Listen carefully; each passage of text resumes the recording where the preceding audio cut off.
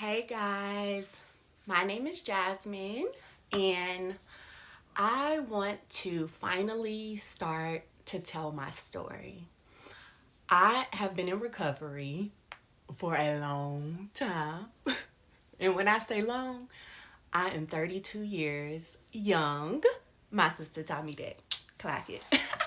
So, 32 years young, and I have been every day of my life using some type of substance since I was at least 15 years old. And it has been a very, very long recovery journey. At the moment, I am currently 6 months sober. Woo! And I'm actually very proud of myself because this time I'm different. This time it's different. The people, the places, and the things. But we'll get to that. I would honestly just kind of like to start sharing the freaking night before I had to recognize and realize I was going to rehab for the first time. It was the night before April 1st, 2023. So at that time I was 27. Mind you, I'm 32 now. Long journey.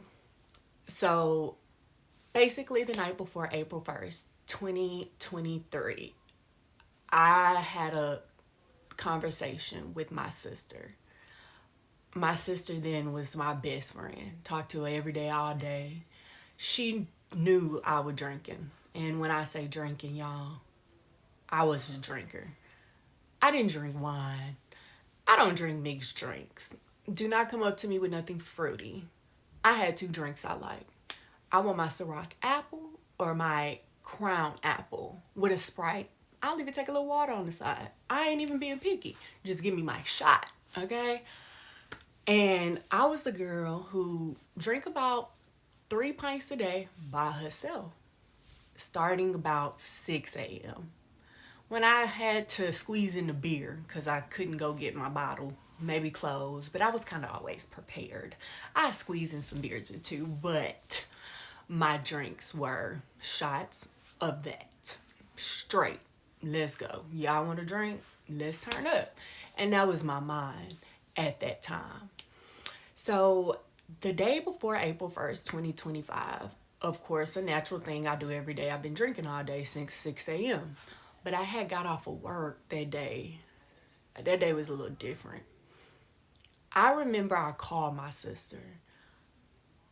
I don't really know and remember that conversation because I drink myself blackout drunk every night. I had to. This was a thing. So a lot of conversations I don't remember. But I felt it.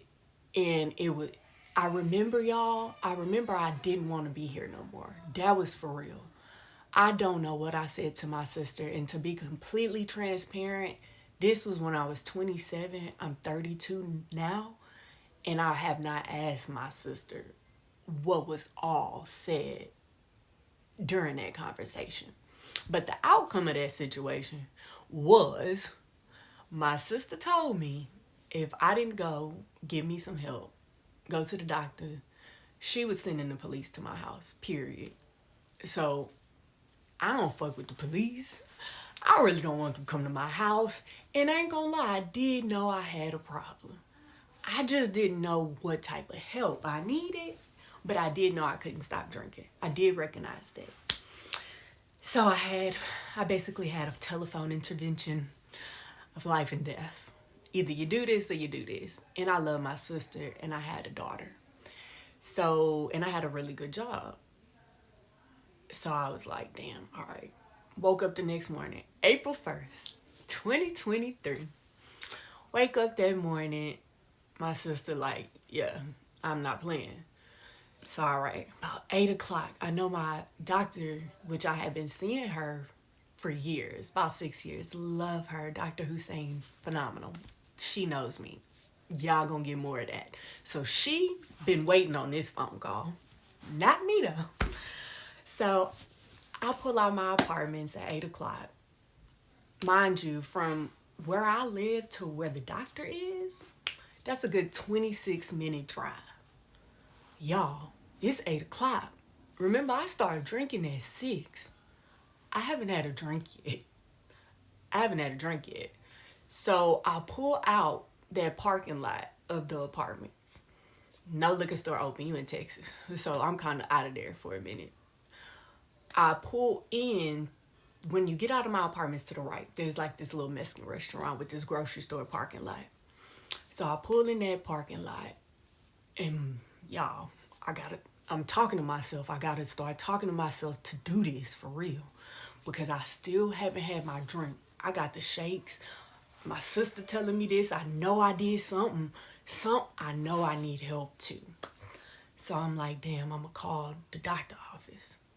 So I call my doctor's office and I tell them where my mind was, which it was in a real low, dark, lonely place. I hated my life. Hated me, the existence. Yeah. So they told me, get to the office. So I'm like, damn, I got 25 minutes to get to the office. This is a long drive when I've been drinking for years and stuff and I ain't had nothing. So I'm like, all right, bet, I got this. I'm pretty strong a little bit. So I was like, all right, I got this.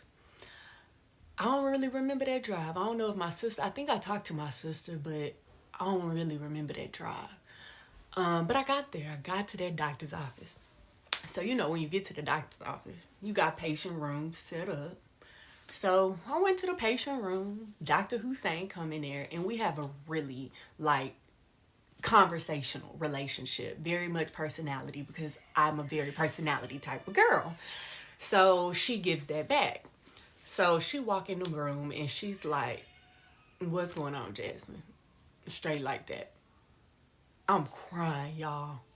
I'm shaking because, again, I ain't having a drink. This is dark. I hate my life. So I tell her, I need help. I cannot stop drinking. She already noticed. So she say, all right, you ready, Jasmine? So in my mind, I'm thinking, yeah, I'm ready. Like, with the shot, to me, I'm thinking she preparing to give me a shot, some medicine. I kind of had in the back of my subconscious, maybe I did, that I might have to go somewhere, but I didn't really know. I don't know. But I'm thinking really most of some medicine could fix this moment. So, again, remember the patient room. So she said, all right. So she left out. The nurse practitioner come back in the room. So the nurse practitioner is like, Jasmine, we're going to move you to another room. So I'm like, okay. So y'all know in the back of the doctor's office, they got the other rooms. That's where the other people go. So I was the other people that day. I guess I needed for real. I don't know what type of help, but I needed it. So I had to go to that back room. So I get to the back room and I'm in the room and I'm like, this gotta be for real. Cause I went from the patient room to this room. I don't know, y'all. I'm in there tripping out because I still haven't really accepted what was coming. So she come back, Dr. Hussein come back in the room, and she say, I got the place for you to go. I was like, place? All right. Okay, where we going? Chemo Palms, recovery. I'm going to rehab. Y'all lying. That shit sank in like nothing before. Because, y'all, my mama and daddy, my daddy is a real alcoholic, crackhead. Mama is too. And for all my life, that's not what I wanted to happen to my life. But that moment, I had to see. That's exactly where I was. I would love to finish with you guys, and I hope that you return for part 2. So we're going to pick up right where we left off. All love, Jazzy.